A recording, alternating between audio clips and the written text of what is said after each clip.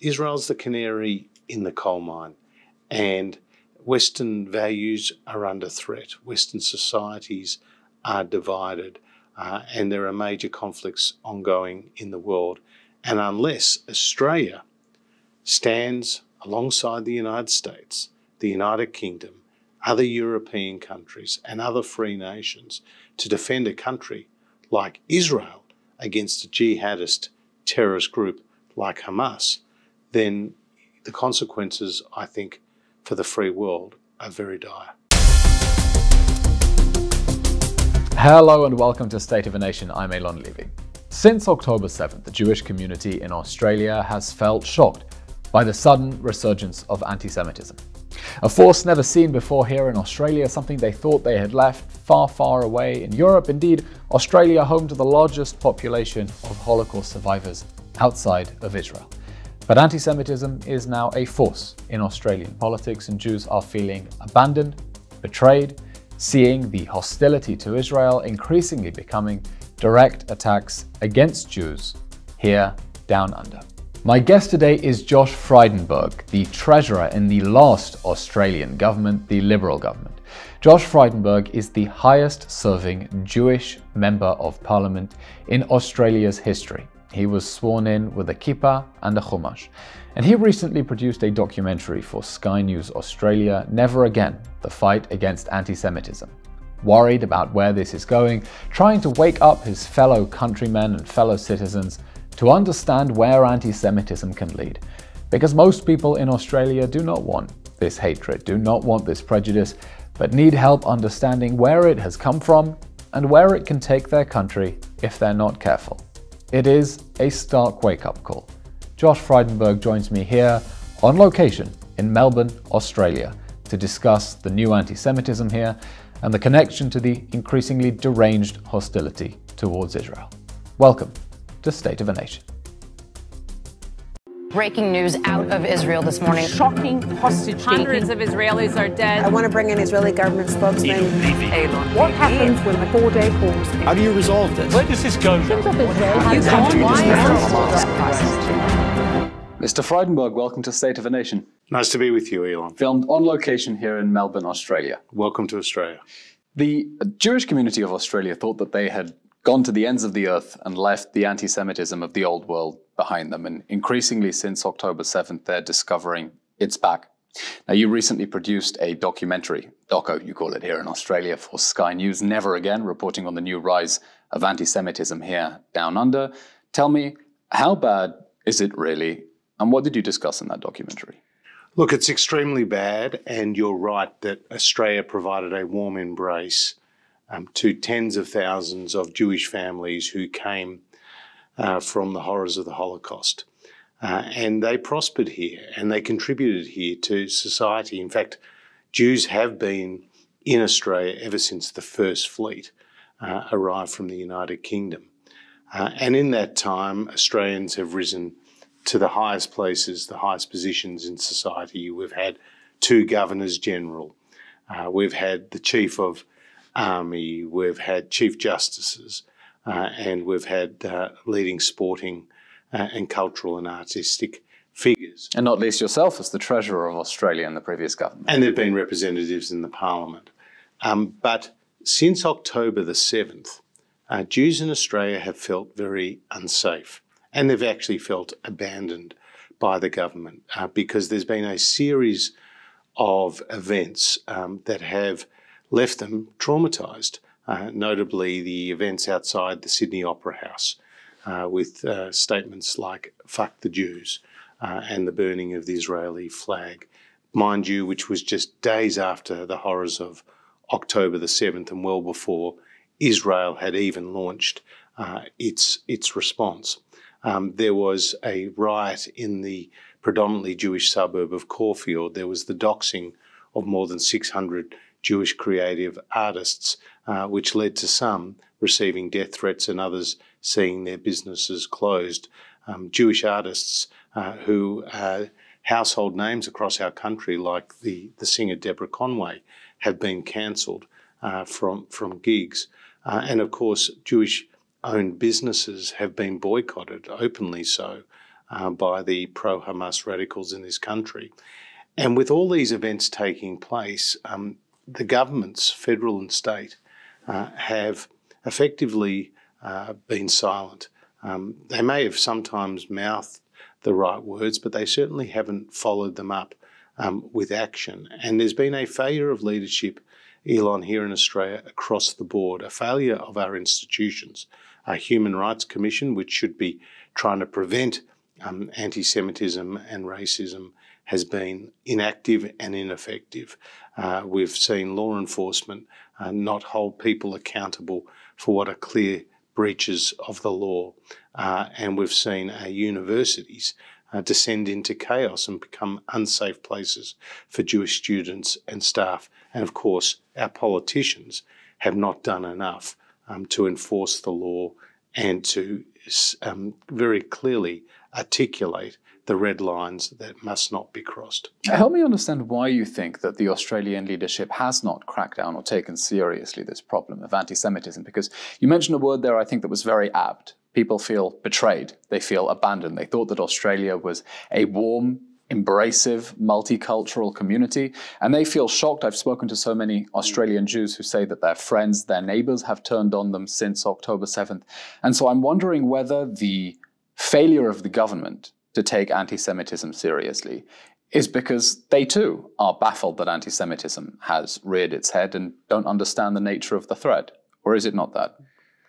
Well, probably it's a combination of factors, and particularly a reckless indifference to the position that the local Jewish community finds themselves in.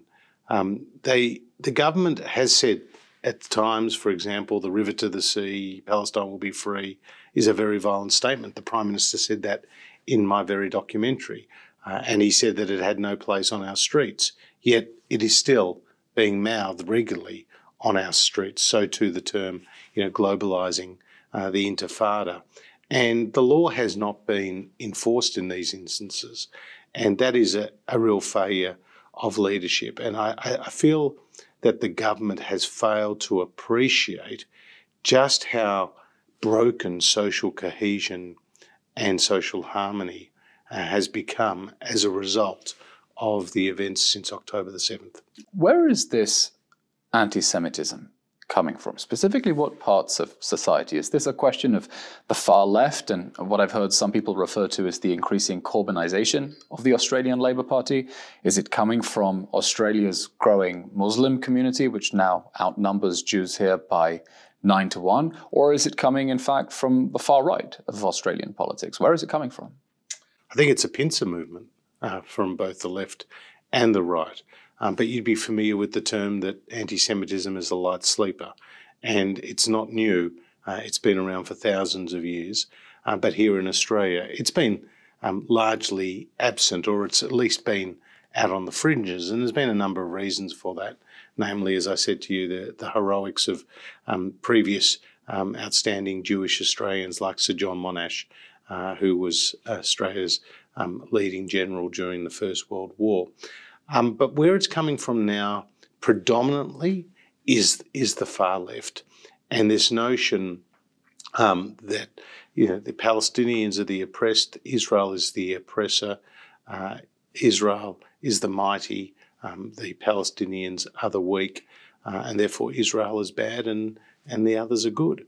And we've got ourselves into the situation here on our streets where people have not put in context the events of October the 7th, the massacre of 1,200 innocents and the taking of more than 200 hostages. And for many of these protesters, those terrible events of October the 7th have been justified in their mind as a legitimate resistance, and we know that to be wrong. So what we've seen on the left is the political party of the Greens partner with the Socialist Alliance, the Antifa groups, elements of the Labor Party as the mainstream governing party of the centre-left. And therefore, in what they've been doing is promoting Zionism as racism, and they've been promoting an anti-Israel rhetoric, and they've been holding Jews here in Australia accountable for events that have taken place thousands of kilometres from our shores. Anti-Semitism, you say, is a light sleeper. It's also said that it's a shape-shifting virus. It changes in every generation. And I'm noticing that many of the examples that you mention are specifically linked to Israel, not the classic anti-Semitism of Jews controlling the banks and having horns, but links to Israel. And I'm wondering whether this hostility is touching Australian Jews at a particularly sensitive spot, because the community here is so closely linked to Israel. So many have friends and family who live there. They visit there so often. Help me understand how that hostility to Israel has spilled over into prejudice against Jews here in Australia.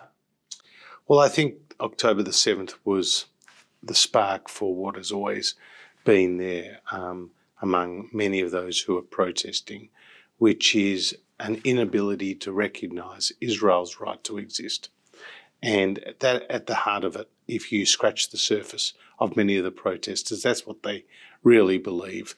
For many of them, it's not about... I don't think you have to scratch the surface, is what they say quite openly. Yeah, it's not about a two-state solution.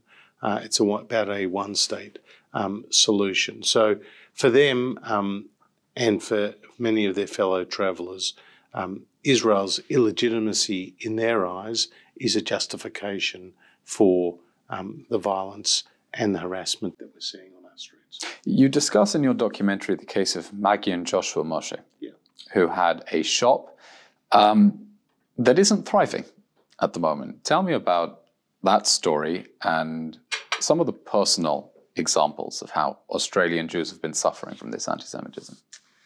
So they were victims of the doxing event. Tell us about the doxing event. It will not be familiar to people across the world. So 600 Jewish creatives. In the case of Josh Moshe, he's a well-known local musician. Their personal details and their correspondence on a WhatsApp chat group was made public. As a result, they received violent threats against their family once their personal details were made public, as being supporters of the State of Israel and proud Australian Jews. Their 5-year-old was actually the recipient one of those death threats. Their shop was vandalised and attacked. They were attacked on social media, so much so that their shop in the northern suburbs of Melbourne had to be closed down. And now they've moved to another location. And I profiled their example as just one of many in the documentary of real-life painful consequences as a result of the anti-Semitism that's been unleashed after the events of October the 7th. And since October 7th, I think you're finding that the failure to stand up to lies against Israel has led an increasingly deranged movement that is importing political violence to Australia that Australia is not used to. I visited the office of Josh Burns, MP from the Labour Party, whose office was firebombed. They'd daubed Zionism is fascism on the window. And so I'm wondering how you see, in particular, the government's policy on Israel as perhaps fueling the far left of Australian politics that has made hostility to Israel its central cause. Well, ever since Israel's establishment, there's been a strong degree of bipartisan support for its existence here in Australia. Indeed, a former Labor leader called Doc Evatt was the president of the United Nations General Assembly at the time of Israel's formation in 1948. And then other prominent Labor prime ministers like Bob Hawke was a well-known supporter of the refuseniks and helping to get them out of Russia into Israel. Julia Gillard, who was featured in this documentary, Australia's first female prime minister, another very strong supporter of the State of Israel. What happened? And what has happened now is that degree of bipartisanship has been abandoned. And where the Labor Party and the government find themselves is changing their votes, no longer in support or steadfast support of the State of Israel, and no longer providing the warm embrace to Israel at a time of great need, which is under the in the war that we now find ourselves in. So much so that the current Australian Prime Minister, Anthony Albanese, has not visited Israel, while many other world leaders have since October the 7th. And the Foreign Minister of Australia, who did visit Israel, couldn't even bring herself to visit Kibbutz Be'eri, the site of one of the massacres on October the 7th. That has been more than disheartening, more than disappointing for the Australian Jewish community.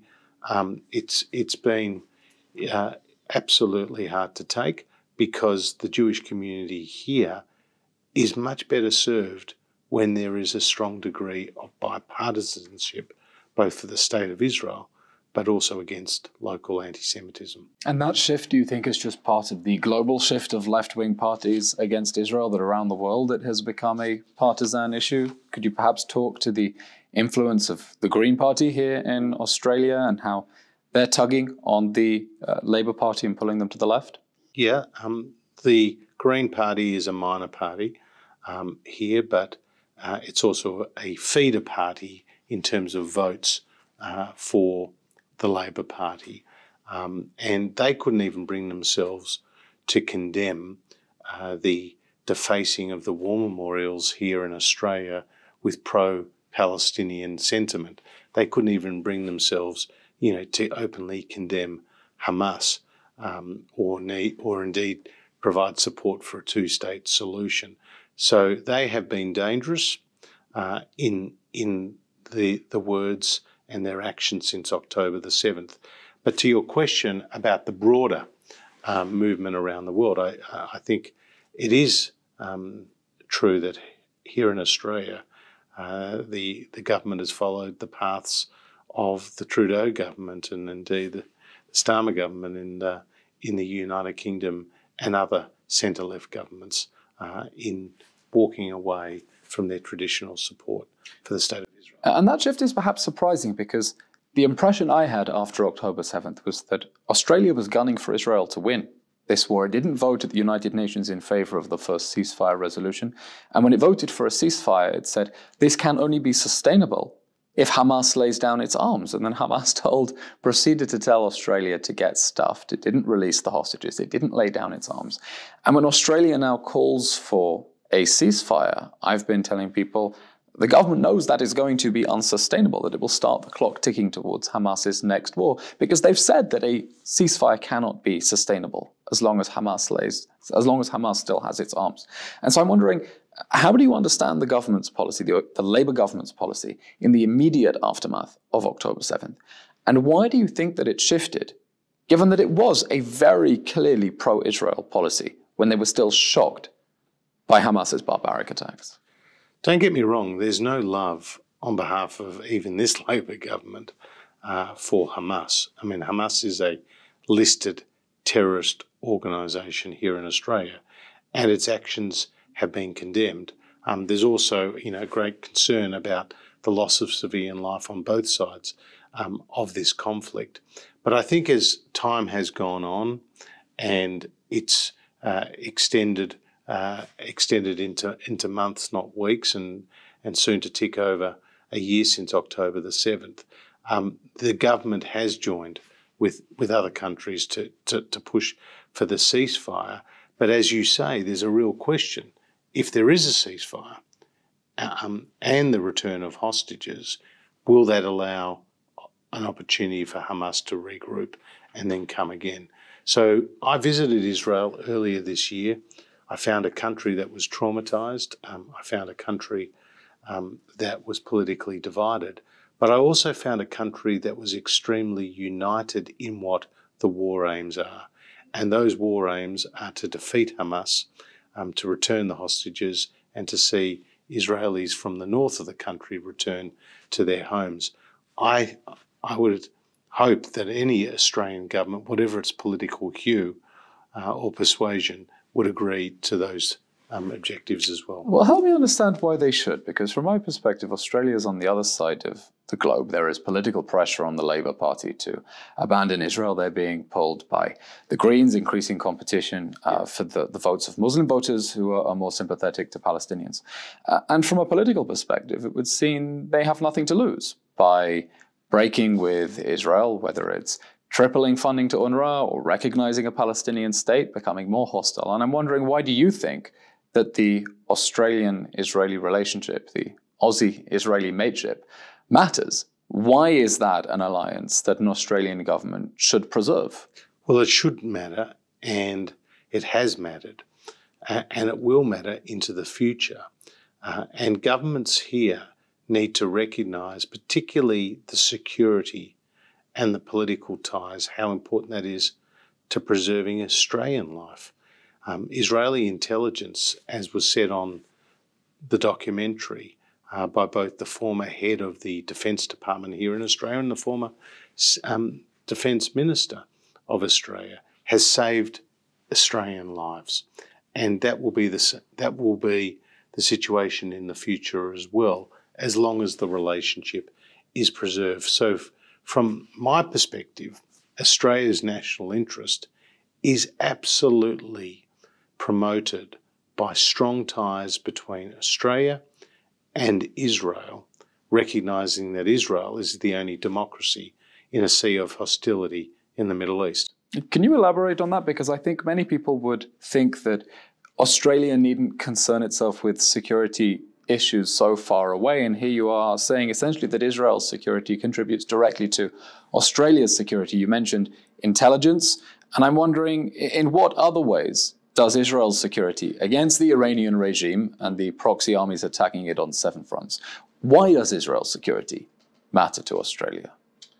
Well, as we know, Iran has deployed a ring of fire against Israel and working through its proxies.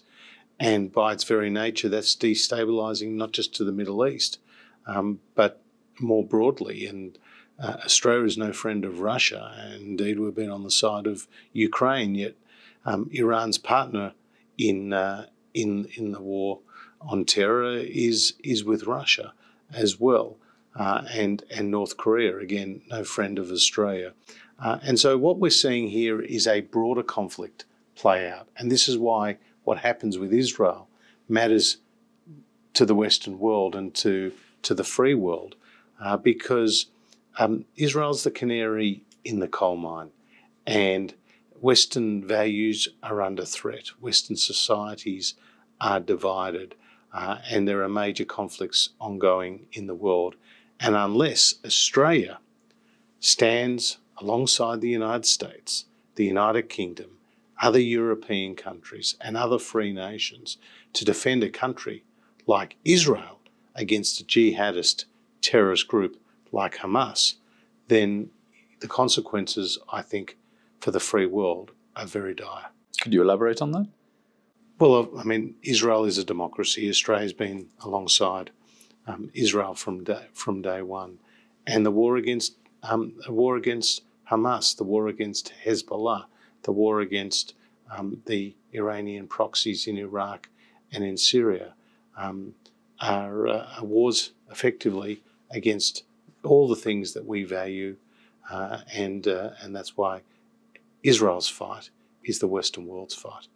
And are you concerned that if the government in Australia fails to take seriously the question of Israel's security and goes along with some of the increasingly unhinged lies that are being told about Israel, that it not only will undermine Israel's security in a way that undermines the security of the Western world and therefore Australia, but also that the failure to do so will fuel more domestic division and animosity inside Australia by allowing Israel to be demonized in such a way? How do you understand that linkage? That's a really important point, and that it always starts with the Jews, but it never ends with the Jews.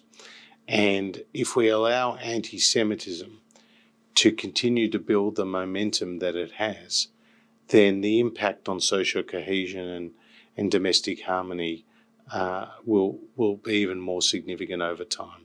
And that is not in Australia's interest. And you referred to the way Israel is being marginalised in the world, and also the lies, the misinformation, the disinformation that is being spread. And here in Australia on our streets, you hear that Israel is a genocidal country, that Israel is an apartheid state, that Israel is a colonial state. And I think it's important that all good people push back on that demonisation about Israel, because we know it's not a colonial state. You only have to go back and understand the history of Jerusalem to see more than 3,000 years of Jewish history. We know it's not an apartheid state with Arabs sitting on the Supreme Court and other key institutions with Israel. And indeed, in my documentary, I interviewed a well-known Arab-Israeli journalist, Khaled Abu Toma, who said, if Israel was an apartheid state, I wouldn't be living in a Jewish neighbourhood. My daughter wouldn't be attending a Jewish university. And we know Israel is not a genocidal state. It's actually fighting a genocidal opponent in Hamas that doesn't believe in the state of Israel. And the real genocide, among others in the world, was of course the Holocaust. And to know that in 1936 there were 16.6 million Jews in the world, but today there is 16.1 million. That's what a genocide looks like. And we also know that if we don't stop anti-Semitism today, it can end in the horrors like we saw in World War II. And no one wants to see that repeat. And that's why none of us can be a bystander in this current conflict. That's a very bold projection to make. Anti-Semitism in Australia is surely not that far gone that you would take it to scenarios like that. My point is, we know where anti-Semitism leads globally, and we all have an obligation to call it out. No one is predicting a repeat of World War II anytime soon. But you hear from the Holocaust survivors themselves. Australia, of course, having the biggest population of Holocaust survivors outside of Israel. You hear from the Holocaust survivors themselves in my documentary that nobody growing up in Europe in the 1930s could have anticipated Auschwitz, could have anticipated the extermination of Jews on that great scale. Yet you hear from Holocaust survivors in my documentary that what they are seeing playing out on the streets of Australia today and in other Western countries, for them, has echoes of the 1930s. And that's who we should listen to, because it's their experience, Eylon, which is most powerful and most worrying. And that's truly terrifying, the thought that anti-Semitism could have reached proportions that it is traumatizing and triggering for Holocaust survivors here in Australia. And so I'm wondering if we shift from wallowing in concern about abandonment and betrayal towards action. You say the Australian government has not done enough. What do you expect it to do? Enforce the law. Specifically, which law? The law about inciting hatred and violence.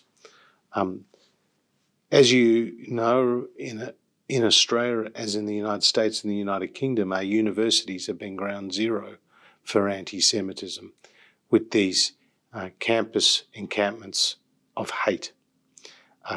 Yet our vice-chancellors and chancellors have said, walk around the camps.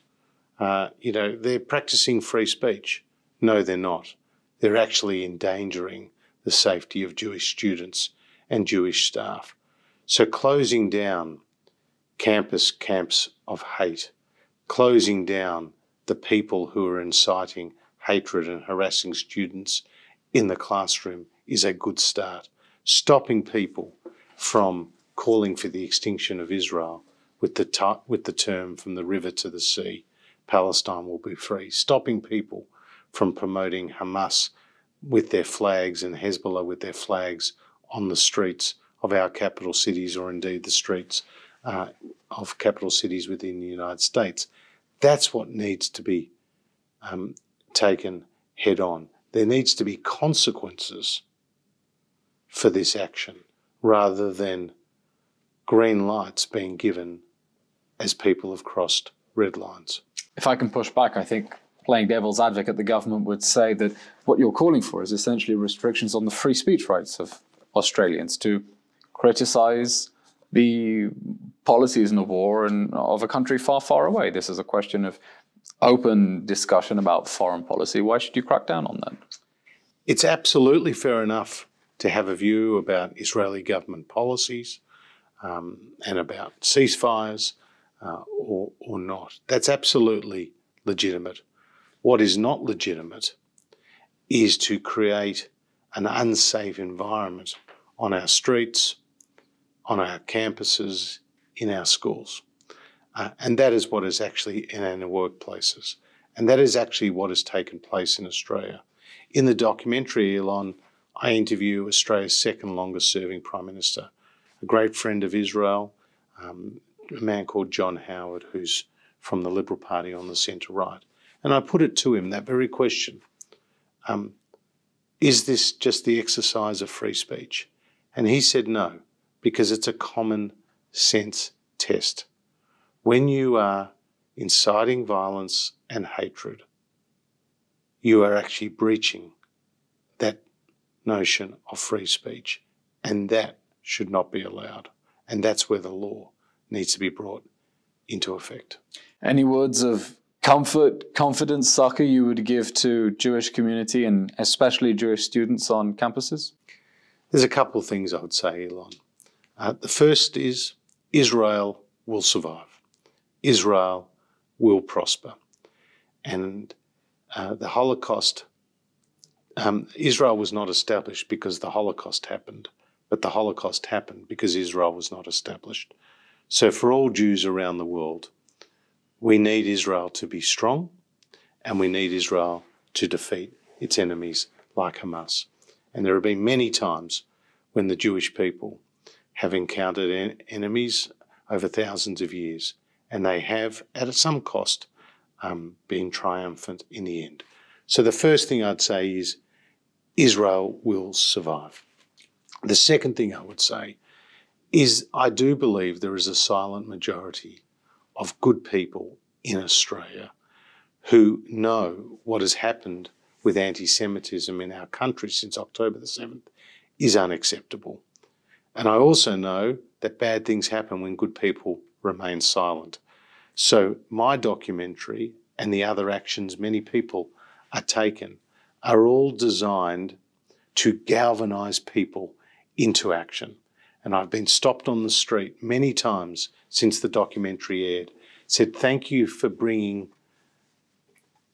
these events into our living room. Thank you for making us aware. And as a consequence, we are going to openly, publicly, and strongly support the Jewish community in Australia. And for me, that's a sign that the message is starting to be heard. And that's so important to awaken people to action, because the vast majority of people in Australia are fundamentally good, decent people who want to have a welcoming, democratic country, but I think need help understanding what is going on at the extremes and to be able to push back and stamp out and understand where it's leading.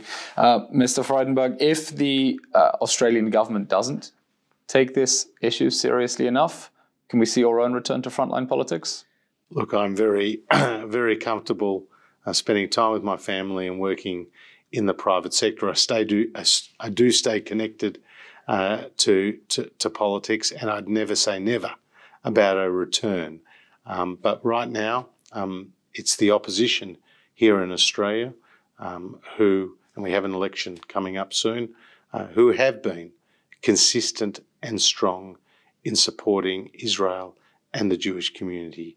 And that, to me and to many others across the country, is heartening. Never say never, not never again. Mr. Frydenberg, how can people watch your documentary and stay in touch and follow your work? It's free on YouTube, and hopefully you can provide a link to your viewers to turn it on. We will share it in the podcast notes. And the other point, Eylon, is what has transpired in Australia has truly been disgraceful since October the 7th. But in many ways, it's no different to what has transpired on the streets of Montreal, in the streets of New York, and on the streets of London. So this documentary could be made again in other countries and should be made again in other countries, because the story needs to be told, and I wanted to use my voice to take this message to as many Australians as possible. Never again. It's our fight, Jew and non-Jew alike, against anti-Semitism. Josh Frydenberg, thank you for joining me on State of a Nation. My pleasure. Thank you very much. And that brings us to the end of today's episode of State of a Nation with former Australian Treasurer Josh Frydenberg, filmed on location in Melbourne, Australia.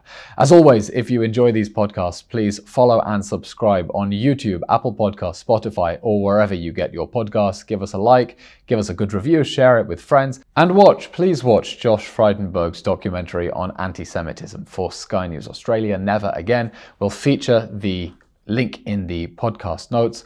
A timely reminder of the importance to nip anti-Semitism in the bud before it gets out of control. I'm Eylon Levy, and thanks for joining us.